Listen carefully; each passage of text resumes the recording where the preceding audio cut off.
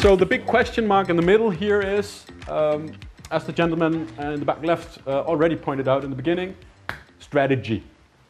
Ideally, where this question mark stands, you have one A4 with guiding principles that informs all the other four, the same guiding principles. And as an appendix, there are targets, mandates, responsibilities, and governance. What you do need to do is to map it out and make people responsible, for example, to adhere to these principles when they're doing stuff over here. Right? So this also means to develop what is behind the question mark, you need a co-creative process which never stops. It's a dialogue with stakeholders, it's a dialogue with citizens. And it's a way of thinking and a way of behaving where reputation is central and identity-driven urban development or regional development is central. Now, it doesn't have to be the framework to rule over all other frameworks, because there are other things that are important, right? Social services, employment, and so on and so forth. But whatever behind the question mark can also help inform that. So I'm positioning these things as instruments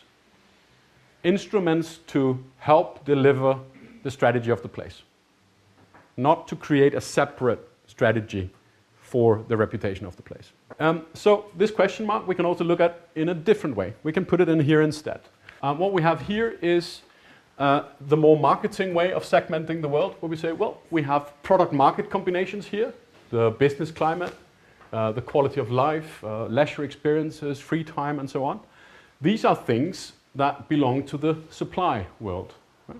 They're not all buildings or jobs and so on.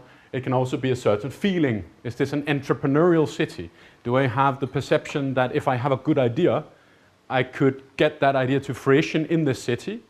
Or, as in the brain drain discussion oftentimes, do I have the feeling that if I want to have an idea, or if I have an idea, that the city I'm from is not the place where I could get that idea to fruition?